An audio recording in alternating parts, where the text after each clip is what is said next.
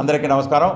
జగన్మోహన్ రెడ్డి గారు పదే పదే ముస్లింలను తప్పుదోవ పట్టించే విధంగా 4% రిజర్వేషన్లు ఈ కూటమి రద్దు చేస్తుందని, టీడీపీ జనసేన ఎన్డీఏ కూటమి వీళ్ళు బీజేపీలో చేరారని, ముస్లిం మైనారిటీ వర్గాన్ని, సామాజిక వర్గాన్ని ఈ కూటమి పట్ల విషబీజాలు నాటుతున్నారు. ఇది నేను చెప్పేది ఏంటంటే, 5 సంవత్సరాలు ఆయన బీజేపీతో అంటకాగి అన్ని చట్టాలు, సిటిజన్షిప్ అమెండ్మెంట్ యాక్ట్ సిఏఏతో సహా చేసింది ఆయనే. ఎందుకు చేశారు అంటే, ఆయన ఒక 32 కేసుల్లో అభియోగాలు ఎదుర్కొని ముద్దాయిగా ఉండి బెయిల్ మీద ఉన్నాడు కాబట్టి, వాళ్ళ సోదరుణ్ణి తప్పించాలని కాబట్టి ప్రజలు అనుకుంటున్నారు. అదే నిజం కూడా అనే అభిప్రాయం ప్రజల్లో కలుగుతూ ఉంది.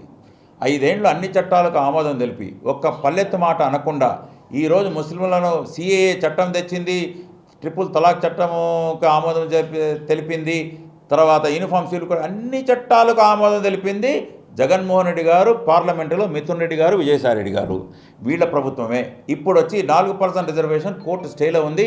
అది కాపాడింది కూడా రాష్ట్రం విడిపోయిన తర్వాత, అప్పుడు నేనే మైనారిటీ కమిషనర్గా ఉన్నాం. 4%ను కాపాడింది కూడా చంద్రబాబు గారు.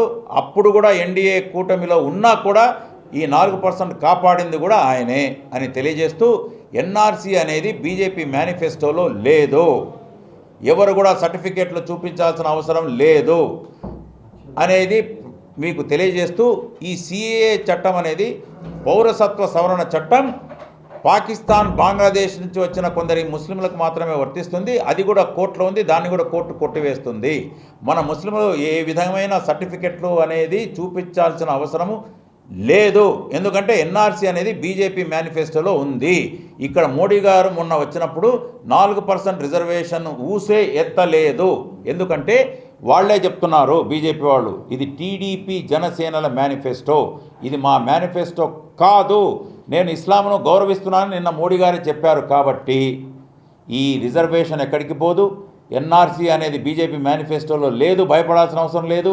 ఈ సిఏఏ అనేది కోర్టులో ఉంది. అభినవ్ చంద్రచూడ్ లాయర్ గారు, సుప్రీంకోర్టు ప్రధాన న్యాయమూర్తి యొక్క కొడుకు కూడా అన్నాడు, ఇది ఆర్టికల్ 14 కాన్స్టిట్యూషన్ ప్రకారం ఇది విరుద్ధమని. ఎవ్వరు కూడా భయపడనక్కర్లేదు. చంద్రబాబు నాయుడు గారు ఖచ్చితంగా చెప్పారు, 4%ను పరిరక్షిస్తాం, ఏ చట్టాన్ని, ముస్లింలకు వ్యతిరేకమైన చట్టాలను మేము ప్రసక్తే లేదు, ఇది మా మేనిఫెస్టో అని ఖచ్చితంగా చెప్తూ, దులన్ లాంటి పథకాలు, విదేశీ విద్య లాంటి పథకాలు, అన్ని పథకాలు కొనసాగిస్తాం, ఇంకా మెరుగైన పథకాలు అందించే మేనిఫెస్టోలో మీరు చూస్తున్నారు. కాబట్టి ఈ ముస్లిం సోదరులు, ఇదిగో బీజేపీకితో కొమ్ము కాసిన ఈ వైఎస్ఆర్ కాంగ్రెస్ మాటలను, మాయ మాటలను, విషపు బీజాలు నాటే ప్రయత్నాన్ని తిప్పికొట్టాలని వాళ్ళకి అప్పీల్ చేస్తున్నాను. అస్సలాము అలైకుం.